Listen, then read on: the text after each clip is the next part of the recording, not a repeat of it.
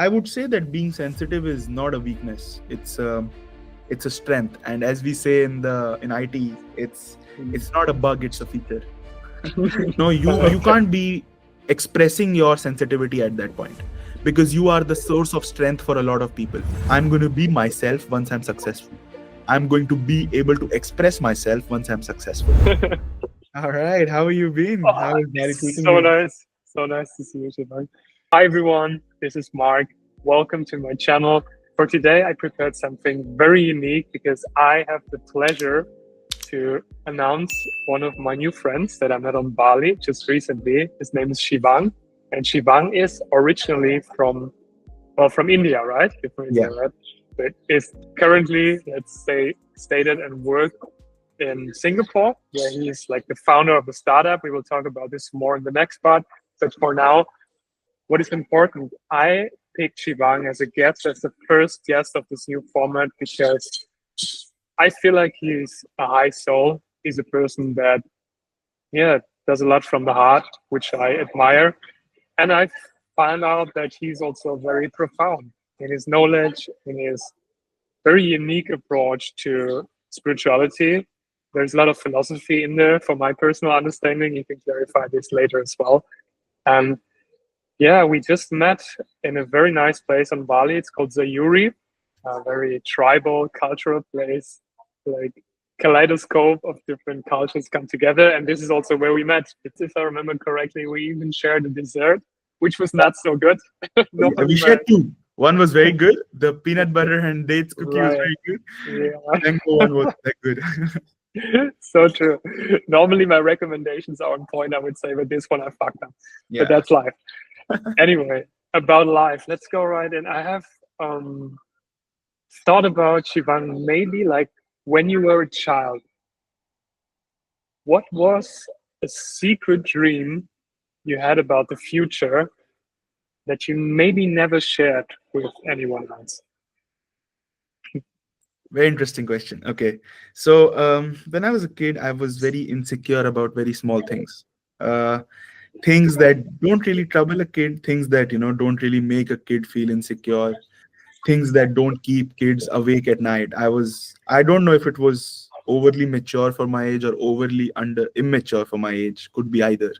But yeah, it was something, some things that used to keep me up was there was a fear of abandonment, a fear of um, darkness in a lot of ways, but darkness that wasn't just a lack of light, like physically, but also a lack of light in my life. And it manifested in a lot of ways where I was a bit angry at people, and I was just afraid of getting close to people. And I always carried this facade, probably till I was 15, 16 years old. A dream that maybe you can say germinated from that insecurity was probably, I guess, the society that I grew in. I've thought that maybe being rich, maybe being famous removes that insecurity of abandonment, because you're always surrounded by people, people respect you, and you don't need to demand that people be around you, and people are just attracted to you because of what you have to offer. So in a way, it was a very twisted dream. But yeah, so I think that would be something that I probably never talked about much, or the main reason why I wanted to uh, be someone successful, because I wanted people to be around me, maybe people to for me to know that I will not be abandoned as such. Yeah. Yeah, I mean, I think you also know, as a sensitive person, as a sensitive man, especially, how it feels like when the world around gets like very loud and chaotic.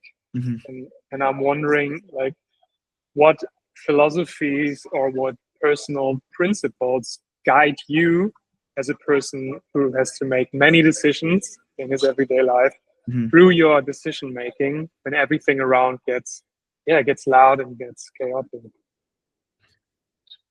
Huh. So okay, so there's a lot of things that go on, because every decision I make affects directly or indirectly a lot of people. Because being in a company that is small, every decision I make affects everyone in the company, all the clients, all the people I'm working with, my family, my friends.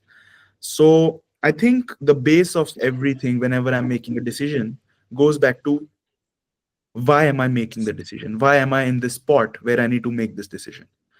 It's not a negative conversation. Like, it has an inherent negative tone, but is never a negative conversation, because then you understand, because this question actually allows you to navigate through post decision making situation. So one of the things that I recently read, which was written by Viktor Frankl, was, a man is pushed by his drives and pulled by his values. So now every time I make a decision, I ask myself, am I being pushed by my drives, which are fame, ego, money, all goal oriented? Like, I believe that drives are always goal oriented. Drives are rarely process oriented. And when you talk about Yeah. values are always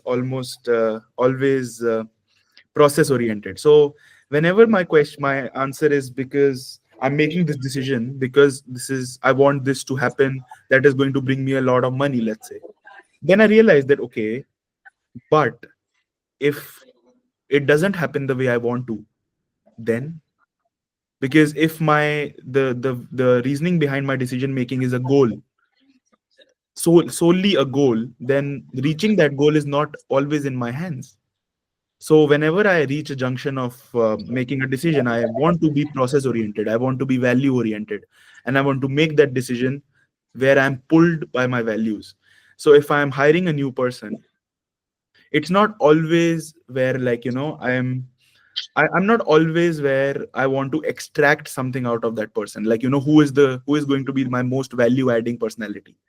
But sometimes it's also about, if there is a person who has a willingness to learn, and adding coming to the company, they are going to learn liberally, and then what they can add to the company, I'm going to love having this person on. He shares a mindset that I do, and then we'll see how things go. If he can add something, I can add something to him. Like, when you had me on this podcast, I'm pretty sure you don't know how it's going to be, but you enjoy the process of having this conversation with me without thinking much about, how the end goal or how many views you're going to get or stuff like that. So it's more about process oriented rather than goal oriented while making a decision. Hmm. Yeah. Well, my goal is very clear in this case, and it is to reach as many sensitive men as possible and Yeah. show them, just by having you here as a guest, which I'm very thankful for, and embodying a man that has status. And yes, we are talking about goal oriented and other ways, like to refine your motivation. But this is something many people are striving for. And I think in this respect, I have come to know you as a very sensitive person. And I think it's a very interesting balance between being sensitive and being emotional and being in contact with this side and part of yourself. And at the same time, yeah, being pushed also from other people, from people that are like giving you goals as well. I mean, like in a new company, there are stakeholders, there are people around that have their Mhm. own goals and ambitions and expectations. And I think this is why it's so interesting for the people listening, because they can see, okay, wow, so there's this person and he's actually in the real world and Mhm. he's doing something in business and he's successful, and still he's staying to his core values. I like that a lot. And in this respect, um, we've been talking about it personally. I won't go too deep into that, but I think for the two of us, something that we share is that we've been dealing a lot of with guilt in our lives. And there is the guilt of like the cultural guilt. There is the guilt of like the family expectations, which is Mhm. also very strong, like in me. But there's also like the quieter existential guilt that sometimes sneaks in, you know. Mhm. And I was wondering, how do you personally deal with that, with the guilt? Okay, so I'll just break it down. So one, you started with the topic of sensitivity and how, sensitive men are finding it hard to make that balance Right. between expressing their sensitivity and embracing their sensitivity while being in the world. And I would say that being sensitive is not a weakness, it's a strength. And as we say in the in IT, it's not a bug, it's a feature. I So like that. basically, being sensitive allows you to feel, allows you to express, allows you to be empathetic, allows you to be empathetic to yourself, allows you to love, allows you to have a bigger distance from being a robot. I would True. say that the balance is, where do you be sensitive or how do you manifest that sensitivity? You don't need to be selectively sensitive. However, in the manifestation or how you express that sensitivity has to be selective. Because if you're working in an environment where everyone sees their own particular strength from your strength, let's say you have an employee base of 50 people and your company is going through some shit, and you can't be expressing your sensitivity at that point, because you are the source of strength for a lot of people. Everyone sees that you feel confident and hence they feel confident. However, carrying that same strength when you're having a conversation with your loved one or with your friends, then that becomes a facade, that becomes an unnecessary facade, that is now stemming from your own insecurities rather than trying to support someone else's. Right. So I think that is where you need to understand. Again, I think this everything will lead back to, why are you doing something? The facade that you're carrying, is it from your own insecurity or are you helping someone else support theirs? So as long as your expressions are not, your expression of your sensitivity is not creating a havoc in someone else's life, because they can't take that level of emotional, you can say emotional conversations, or that level of emotional handling have, then I think it's a strength. And coming to your second part, which was wait, what was your question again? First of all, thank you for separating it so clearly that was needed. So the first Yeah, part you answered, and the second part was about guilt in yeah. general and how you deal with it in your life. Okay, perfect. So guilt is something that I've been struggling for a very long time, be it from my own actions or something else, something someone else did to me, I did something to someone. And the worst part of guilt is, you didn't mean to, like, that inherent tone where you didn't mean to, and something turned out to be not as what you expected. Then there's guilt in which you don't know what to do, because you tried your best in whatever, like in a relationship, in a friendship, in a conversation, in a business meeting. You tried your best, but it just didn't turn out well. So you are carrying a baggage, you're carrying a guilt of something you don't know about, like something you genuinely didn't know what to do. And this is where a key word comes into play, which is expectation. Guilt, fear are both very closely tied to expectation. If, let's say, I want to make something for you, I love cooking, and I invite you over for dinner, and Okay. I spend hours and hours trying to cook up something that I feel like you love. And apart from my knowledge, let's say you were allergic to mushrooms and I made something with mushrooms, and now you say that, I'm sorry, I can't eat it. Now there are two situations. One where I carry the guilt of, oh man, I couldn't make something nice for him. And another one is your guilt that, shit, why am I allergic to mushrooms? I'm making him feel bad for what he made. Now you So it's see, all about expectations. Yeah. yeah, because I had an inherent expectation of myself that I will make you feel amazing, and you had an inherent expectation of yourself that you will make me feel good by loving the food that I make. And now True. these are unnecessary baggages that we have on ourselves. Neither of us had in control what actually happened. So then why the guilt? Why the baggage of, I could have been better? No, you couldn't have been. If, let's say, I did not prepare food as to my best capabilities, I, let's say, just ordered in Subway and pretended it to be my own cooking, and then you didn't like it, then that is a separate guilt. That is a guilt of me not trying hard enough. That is a guilt of me not putting in the efforts, the lack of efforts in the process. That is a guilt.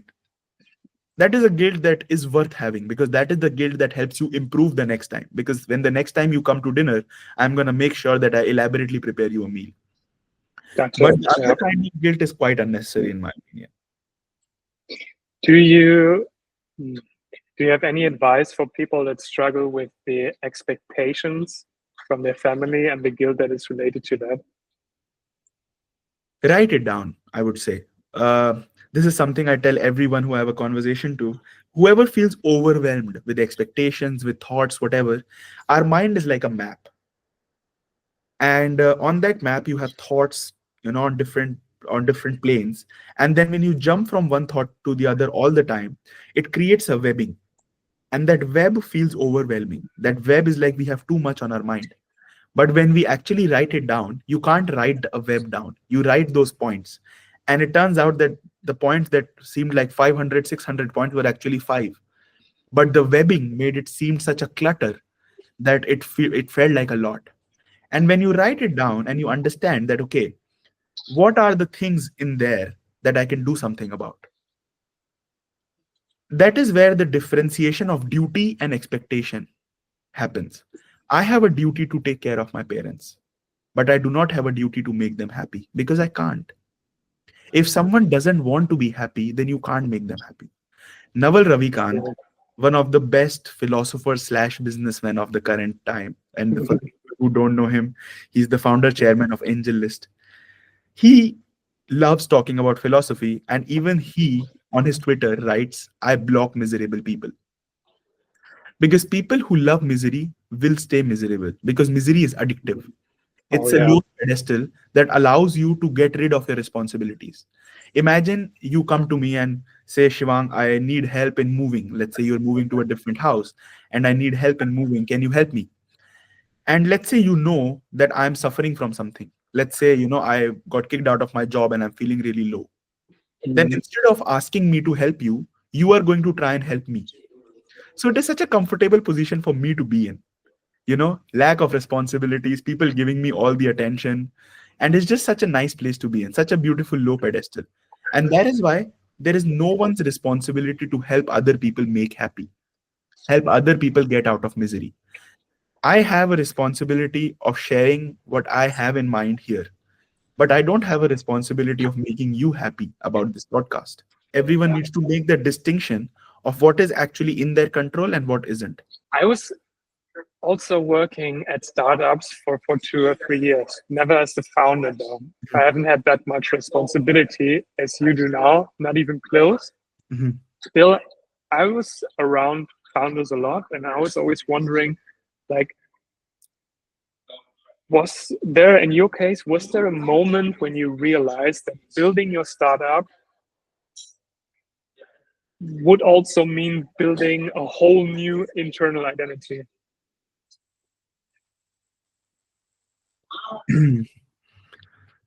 Would it be though? Would building a startup be building a whole new internal identity?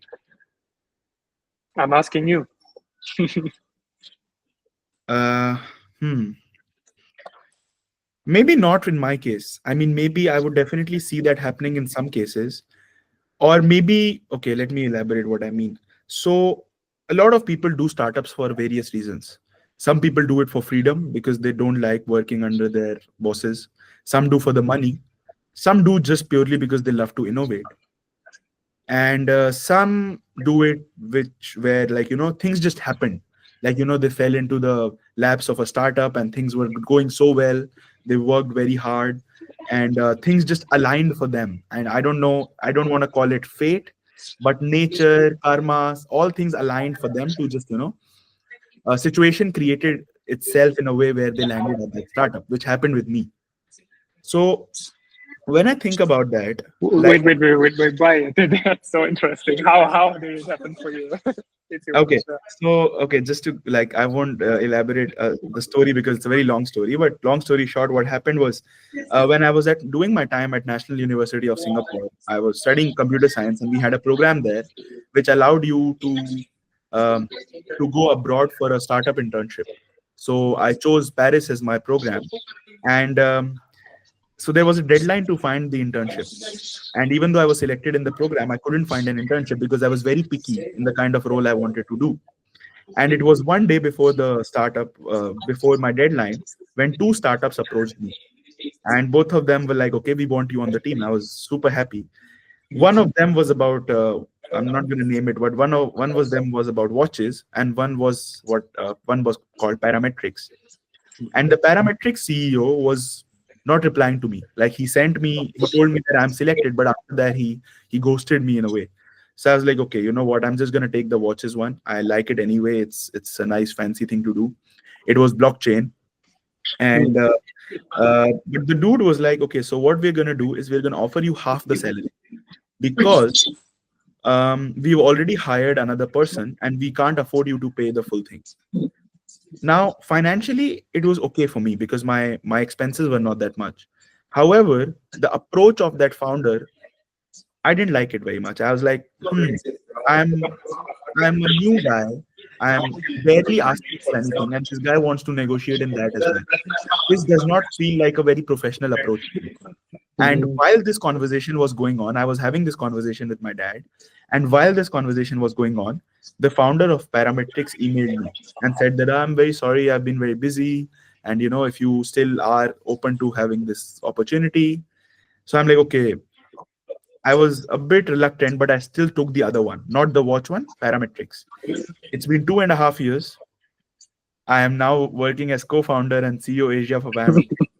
And the other company, the watches one, was blacklisted by my university for because the person who actually ended up joining had the worst experience of her life, and Oh. then that startup was blacklisted. And here I was traveling with my co-founder.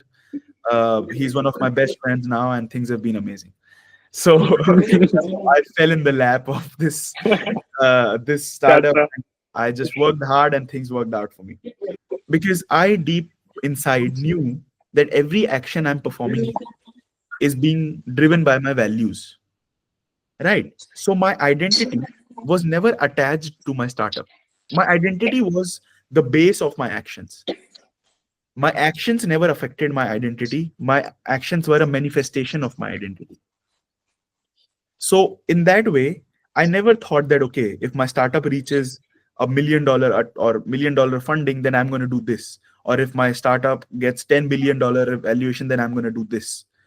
Because I never connected my own habits, my own expectations out of myself to what my startup was doing. My startup was something that I was doing and everything, but it never connected to my identity as such. However, a lot of people are doing startup because they feel like they're gonna feel free. They're gonna have the freedom, they're gonna be able to innovate, and they feel like they can have so much money that they're gonna do whatever is possible. That is where it becomes complicated. This internal dialogue is, I'm going to be myself once I'm successful. I'm going to be able to express myself once I'm successful. This is where the identity is being attached to the outcomes. And this is where that, if startup goes haywire or things don't work out well, then you lose the inner innovator that wanted to do that startup, and you become something much bigger, and it seems like Yeah. there's this whole smoke around you. And I'm struggling with this as well now. a very good example of this is Steve Jobs. So Steve Jobs, when he was fired from Apple, he had no reason to work anymore. He had enough money, he had a very well functioning family, he was known around the world, but he was a beginner. He loved innovating. He knew why he started Apple, and it was to innovate. And he quickly got back to that innovator self of himself, where he could create Next. He co-created Pixar, and then things just worked out Amazing. where he went back to Apple. So never lose that beginner self, that child inside you, and remember why you started something. And it couldn't be it. It should not ever be something that is on the external. It couldn't be it shouldn't be fame. It shouldn't be money. It should be something that drives you from the inside, some of your value. Yeah. Amazing. So, I mean, you already talked a bit about like the child inside, and I'm wondering like how do you protect your internal world? So let's say the inner child, the creativity, the self trust. How do you protect that when the world outside wants constant proof or output or validation? It's tough. It's a daily dialogue that I have with myself, where I'm doubting myself constantly. But I think the first thing to do is, are you honest with yourself? If you're not honest with yourself, if you don't answer your questions honestly, then you're always going to be falling short of some expectation, or you're always going to be in a muddle. When I started being honest with myself, I realized that thinking of what I want from life, thinking of how I want my future to be, thinking of how I want my present to be, and thinking of what I can learn from my past became much easier. When I started embracing what I did wrong, when I started embracing what I could have done better, it became much easier for me to, to have that dialogue of how can I be better. And once that dialogue started, I could understand how things around me affected that progress. If, let's say, I want to be fitter and people around me force food on me, people around me are fighting with their own insecurities, because of which they don't like me fighting with my insecurities. That happens a lot, when you are in a circle which just doesn't want you to get better, because they don't want to get better. They hang with you like dead weights, and they don't want you to So climb. true. Yeah. Which is where you want to separate yourself. You shouldn't try to be in an environment and keep testing yourself in an environment that doesn't allow you to grow. Because I think we had this conversation earlier. Let's say there is a small seedling, right? A small plant, and you water it. You need to water it to give it nutrition. I take a jug of water and pour it all over its head. It's gonna die. It's not going to be able to take the weight of that water. However, if I slowly pour the water on the side of it, then it is that water that is going to nurture it. That water that is going to give it the nutrition to be able to grow. Yeah. That is how negativity works. If you try to, when you're a seedling inside, when you have a tender heart and a tender soul, and you try to take negativity heads on, it's going to hurt you. It's not going to let you grow. It might even make you collapse. It might even make you give up. However, if you slowly distance yourself from negativity, because you can never fully distance yourself from negativity. Negativity is everywhere in this world. However, if you just slowly distance yourself a little bit and allow it to fall to your sides, then it might become the thing that allows you to nurture yourself, because it keeps testing you every moment. It tells you, what you want to do and what you don't want to do, how you want to become and how you don't want to end up. So these are the things that allow you to protect your inner child, that inner divinity that you possess. But it is important to first agree that these are the things you lack on, and these are the things you want to improve, which is where that beginner mindset, that humble mindset comes into play. Yeah, I mean, when you're saying beginner, if someone would start out as a beginner in your company tomorrow and they could absorb your energy, like not your words, but your energetic footprint, so to say, what would they learn about how you lead? Learn to listen. And learning to listen is not just limited to how you hear things, but it is also about making the other person feel heard. Ask questions. If someone is telling you something, however basic it is, if a child is telling you about their problems, talk to them about it, because for that child that problem is huge. Maybe for you it is something that it's not something that big, but for that child it matters. So when you sit on a higher pedestal, it does not allow you to be humble, it does not allow you to be free. But when you sit on a simple pedestal, not a lower, not a higher, but just a normal pedestal of who you are, simply, and just listen to the other person without your inner biases coming into play, then that allows you to feel like that beginner. A beginner can lead. In no way a beginner means like sitting on a lower pedestal or pretending like you don't know, or having an extra stroke of modesty. That is not at all what a beginner is. A beginner is someone who accepts that there is more to life than themselves. A person who accepts that they don't know everything, and a person who is open to think from a beginner's point of view. So actually, this is something very interesting. There's a book called Think Again by Adam Grant. And in that book, Yeah, he talks about the ability to be a beginner and the ability to unlearn something and think again if the situation demands it. And he gives the example of this person who was a child prodigy, amazing person. Whatever he touched turned into gold. Literally every project he did, he succeeded in that. And he started a smartphone company when he was very young. And that smartphone company took the world by storm. Everyone wanted the piece of that smartphone. However, in 2004, 2005, when the smartphone revolution came about, he stopped, he didn't give in. He was like, okay, I was the first person to bring about smartphones, and I'm not going to give in some revolution. I'm going to continue with what I wanted to do. And in 3, 4 years, that company went bankrupt. Do you want to take a guess on that company? BlackBerry. Oh, Yeah. oh, And the wow. similar fields, there was another guy who hated smartphones, who thought that this is the most useless device to be made, and I'm never going to make a device like that. However, a small engineer, like engineer who was nothing in his company, somehow met him and talked to him into the fact that smartphones are going to be the next big thing. And in 2007, this guy launched the first iPhone. It is about allowing yourself that space of maybe I'm thinking wrongly, or maybe my beliefs are not as true as I thought they were. So it is allowing that freedom. Some people think that this is such a burden, not being able to defend your thoughts, or like allowing some other to penetrate your inner bubble. But it is so freeing. You are listening to everyone as it is a new conversation.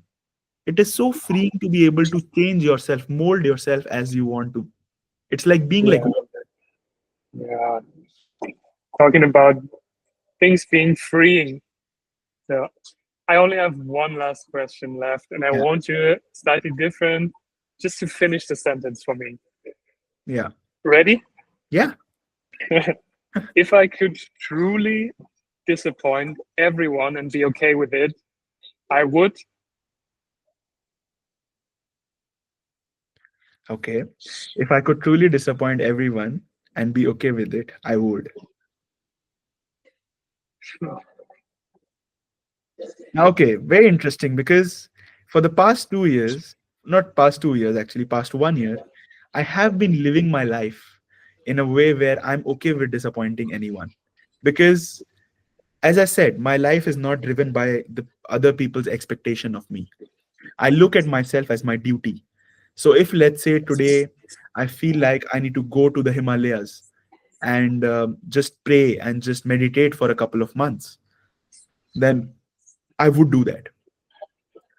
But 2 years ago, if 1 year ago, 2 years ago, you asked me the same question, I would probably have 100 answers because I was I was a kite being tethered to 1,000 threads, and anyone who wanted to just pulled a cord, and I was very uncomfortable with where I was. However, in the past 6 months to 1 year, I've changed myself. I'm not limited to other people's expectation of me anymore. Amazing. So Congratulations on that. I don't know. Unfortunate for the podcast, but fortunately for me, I don't think I'll be able to complete that sentence right now. I think you did already, Okay, Shivang. if I could disappoint everyone and be okay with it, I would spread my spread my philosophies, like Oh, go in people's faces and tell them my philosophies. so Yeah, that's what you do right now. Mission yeah, accomplished, I would say. yeah. So So, that is something that I have a societal barrier on right now, but I would yeah. love to do that because I feel like these are some things that you can call it like small mouth big conversations, but this is something that I've really worked on for myself, where I've stayed alone for almost 6 years now with very less to no support system. New environments, new areas, a lot of I've faced racism here and there, I've faced sexism here and there, I've faced all sorts of discriminations. Mm, So how to fight myself through that is when you remove every single bit of expectations from this world. And it is not about being a pessimist, it's not about being cynical. It's about being simple, being free. That accepting of instead of expecting, you accept. And yeah, I think that those are the kind of philosophies I would really love for everyone to feel, to understand, and to free themselves of all the unnecessary burdens they're carrying in life. Thank you from the bottom of my heart for trusting me with the parts that you usually stay behind the curtain, you Yeah. know, Hmm. because that's real gold, and I don't take it lightly. It means the world to me. So thank you very much, Shivang. The pleasure is all mine. Thank you. Thank you so much for having me. And I would say this to everyone that, your past is like a movie that affected you. Your past doesn't exist. So don't take it that seriously. It's okay. Like your past is a part of you, and people around you love you for who you are, your past, your present, and your future. So it's fine if you want to share it with someone. It's fine if you want to express it to someone. People don't have that much time to judge you, to be very honest. Everyone has problems of their own. So you feel like people are indulged in your life a bit too much. They're not. So feel free to, like, that's why I'm very open to sharing this with anyone who wants to know my story in detail. I accept who I am. I love myself for my past, my present, and my future to be. Yeah. Is there any, thank you so much, man. Is there any possibility or chance for people that feel like, wow, this really resonated with me, to get in contact with you, like maybe like a profile, LinkedIn, Insta, somewhere? I don't know. Is there any I chance? Or can. I am very inactive on social media. I yes, I like figured. literally the only social media I manage is LinkedIn because I have to. They I can email, maybe an email. If I if there is something, you can let me know later, and I'll just yeah, put I'll it. drop. I'll share it with you, and you can drop it in the comments. And I also have a website where I keep, writing some poetry, some philosophies. Some of it might be in my mother tongue, but for others, there's a lot in English as well. Amazing. What really struck me about Shivang is that he's like a he's like a lexicon. So he's read so many philosophers. He's read like so many different nice books from everywhere, ancient, new, traditional, future, whatever. So there's a lot of knowledge, but I still feel like it's also coming from the heart. And I'm very grateful that I had the chance to meet him, and also that I will have the chance to, yeah, invite further guests. So if you like this interview and you feel called to this stage, and just let me know. Apart from that, if you like the video, you know what's up, guys. Please give me a thumbs up, hit the subscribe button below, and also let me know in the comment what was your biggest takeaway from this interview. I'm sure there were a lot, but maybe there was some information that was especially astonishing for you. See you soon. Bye bye.